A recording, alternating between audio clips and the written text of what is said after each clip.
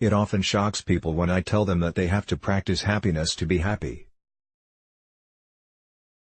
They find it odd because practice for most of us is something that we have to do when we do not possess a skill. People believe they understand happiness. We feel happy when something makes us laugh or tickles our fancy. An ice cream can make us happy, a salary raise or a similar achievement. But that is where most people confuse. They take excitement to be happiness. Happiness is a trait you have to develop, one which we are naturally endowed with but constantly unlearn given the tensions of life, the modern-day stressful living and occasionally adverse circumstances. That is why modern philosophy tends to present life as a struggle. But if you renounce struggle in favor of embracing the conditions of your life, you experience a silent ease, a calm stillness, a pleasant feeling of balance. If instead of confusing excitement and a rush of adrenaline as happiness, we focus on the balance we experience when we are not pulled by emotions or pushed by desire. It is then we start discovering the meaning of happiness. To adapt a temperament that celebrates happiness, to train yourself to experience genuine joy, you have to constantly practice it as a habit. Creating a new habit or practice, such as meditation or mindfulness, takes patience and discipline. It requires a commitment to change because we know that it will be worth it.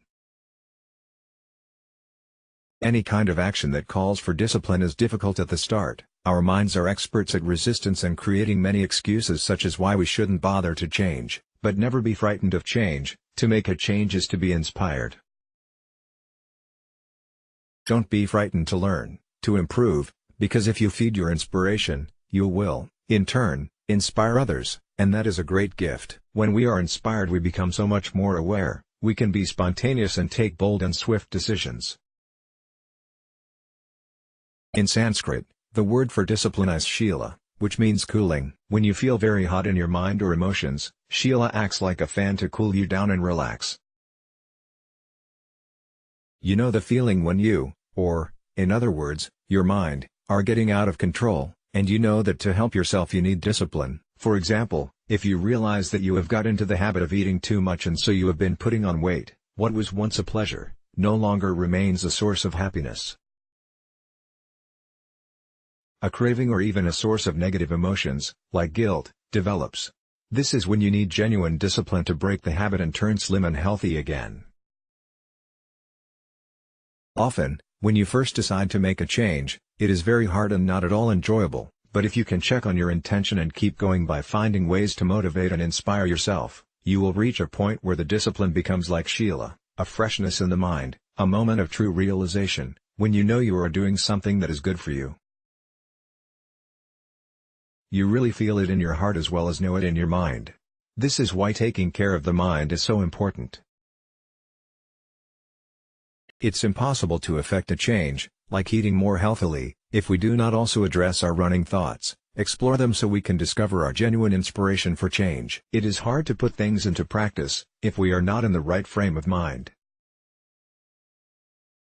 So we remind ourselves of how great a gift life is to us. We ask, why do we make ourselves sick in the body and mind by eating so many things that are not good for us? We realize how fortunate we are to have the choice of what we can eat each day, and remember that we have the opportunity to eat foods that would nourish our bodies, to exercise and increase our strength and physical fitness. And when we combine a good attitude with a healthy action, the sum becomes even greater than the parts, each nourishing the other.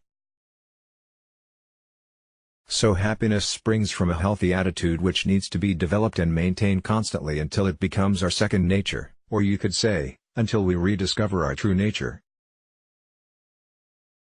We begin to understand that happiness is no longer contingent on external factors and that our own minds hold the key to uncovering what is inside. Milarepa, the Tibetan poet and saint, said, "Do not entertain hopes for realization, but practice all your life." His indication was crystal clear. He asks us to focus on ourselves, and practice the discipline we want to develop. In the process, the discipline becomes attitude and attitude becomes nature. So practice happiness and happy you will be. The author is the spiritual head of the 1,000-year-old Drukpa order based in the Himalayas. Let's block ads. Why?